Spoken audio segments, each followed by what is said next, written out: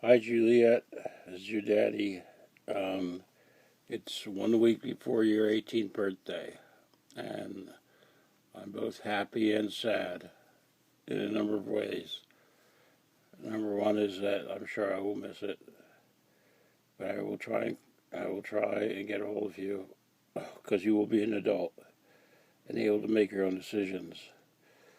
My only reservation is that I don't know if you really realize what that means.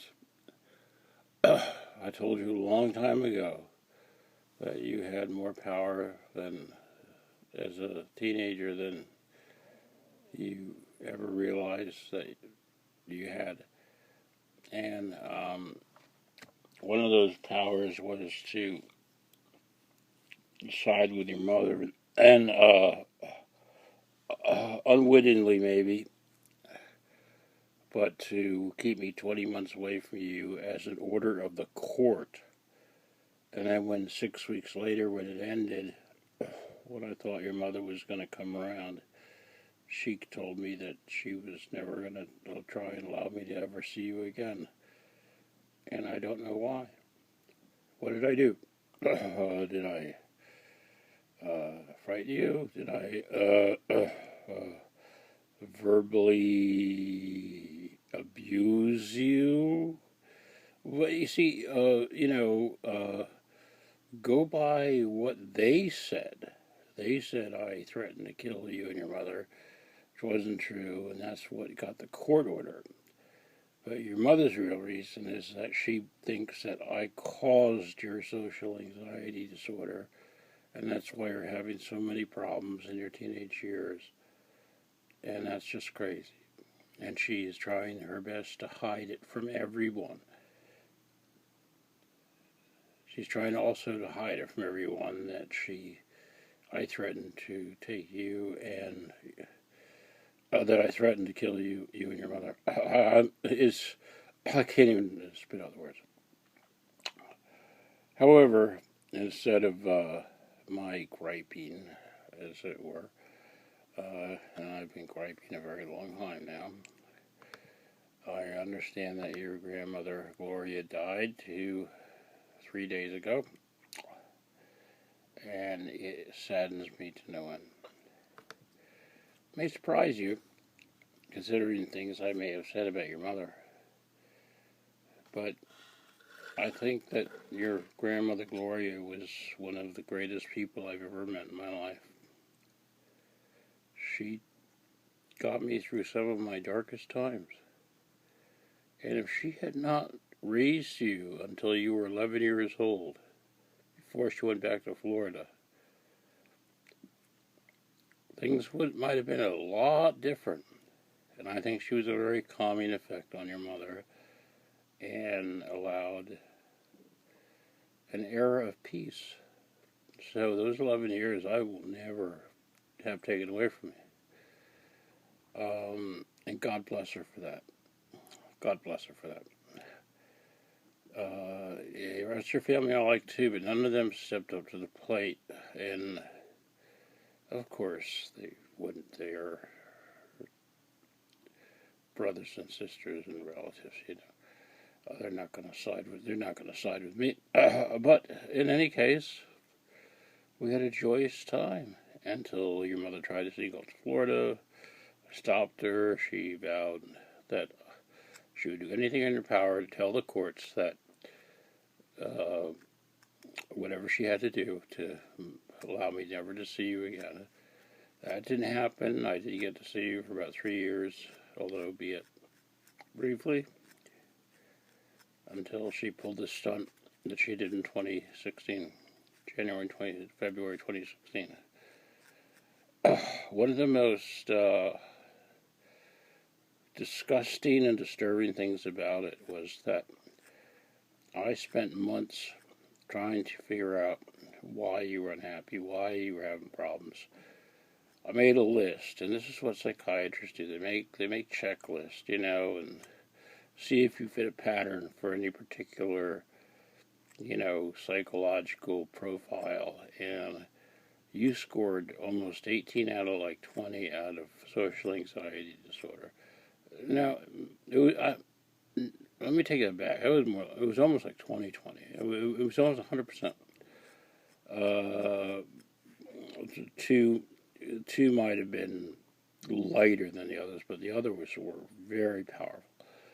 And I pleaded and stamped my feet and pleaded and pleaded and pleaded with your mother to get you to see a psychiatrist, because I'm not a psychiatrist, although I'm a smart person, and I read and I read and I study, and I think I know a lot about psychology.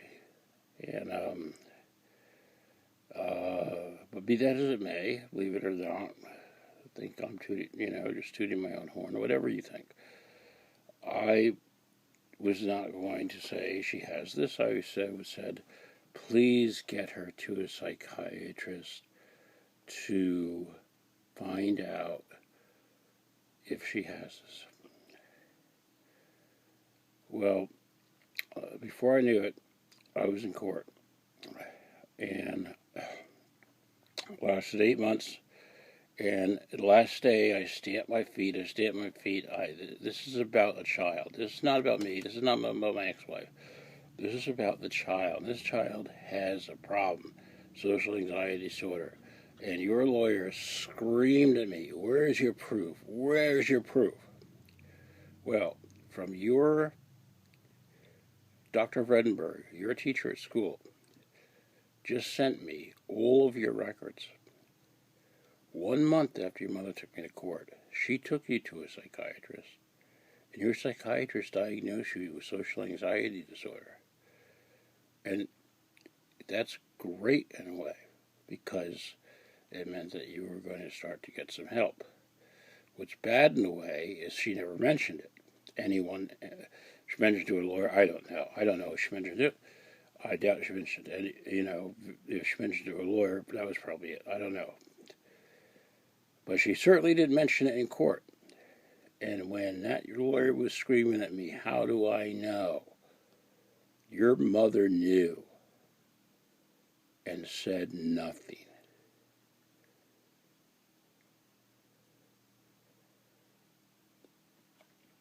Well, what do you make of that? Your mother knew you had social anxiety disorder. Now, whether she still blames me for it is another thing, and she's wrong about that. But a person can't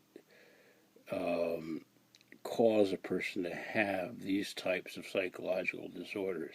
Your mother is a covert narcissist. I can't cause her to have that. She had it since the day she was born. You were born with this. It manifested itself when you were a teenager. Whatever problems I have, although your mother wrote into the school that I have a history of psychological problems, gaslighting, lying, it never ends. Every time I think I've seen something new, every time I think I've heard something new, it is unbelievable, What your mother, I don't know why she hates me so much. I don't know what moving to the house, stopping her from moving, could it have been that bad? Could it really have been that bad? And then her answer was, well, why don't you move now? Well, that was the time to spend with her family. Now it's not. I guess your grandmother dying is not the time to spend with your family. And if you don't believe that your mother said, then was the time to go, because that was when it was worth spending time with her family. Now it doesn't make any sense. Tell that to Pat.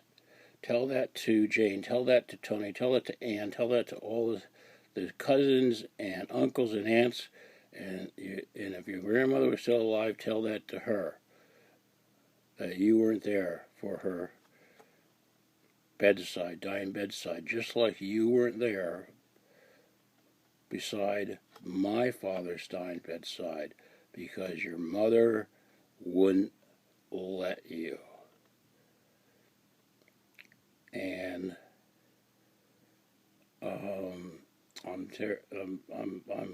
grief stricken. Feel terrible. Gloria it puts a crimp in my emboldenedness to feel I may have gained any strength come your birthday, because how can you be mean, or how can you say anything bad to somebody in that kind of grief, you know? Although, when I went to see a lady who was going to allow me to see you very early in the game on supervised visits, there's this circus that is called life. I just want to leave. I just want to get out. I want to go to another planet. I can't believe that things have turned out this way. I can't believe that the world actually works in this way. There's a T.S. Eliot poem that goes, the story that goes, the woman says to the psychiatrist, I want to be wrong. And he says, why? She goes, because if I'm not wrong, I don't want to live in this world. And I'm not talking about suicide or anything. I'm just talking about it's humanity is such a cruel and despicable species, with few exceptions. And one exception was your grandmother. And I hope that you have good memories of her. But that woman, I showed a plate and I said, I'm terribly sorry, I'm confused, my father just died. She goes, that was 2 weeks ago. And boy, did I get mad. And it cost me. It cost me a chance to see you on the supervised visits. Because this bitch of a lady I couldn't get mad at her. I told her to shut up and let me talk. Well, that did it for me. See, unless you play the game, unless you kiss people's asses, unless you admit you were wrong when you're right, this is how the world works. Your mother said not to tell you that the world is hard. Well, Juliette, the world's extremely hard. And overprotecting your child is probably the biggest child abuse thing you can do, because if that's what your mother is doing, you're going to have a hell of a hard time of it going out into this world, I'm sorry to say. And if I can get back in your life, I will strengthen you, and I will teach you, and I will do everything in my power, whether I'm successful or not. But it's a sad time, but I'm not going to let this go. And remember this for the rest of the days of your life. That you had a daddy sitting here 2 miles away, 1 mile away, for over 2.5 years, who loved you, wanted to see you, loved you more than life could know. And your mother is 1,000 miles away from your grandmother and chooses not to move there. Say no more. I can't say any more than that. I can't say any more than that. My mother was with me when she died. I was with my father when he died. Well, not on his deathbed.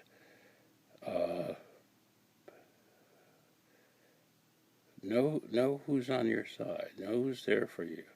Not who coddles you, not who protects you from the world, not who thinks they keep you safe, but the people who are on your side. And I am, and I love you. And I'm so sorry about Gloria. She was just the most fabulous person I ever met.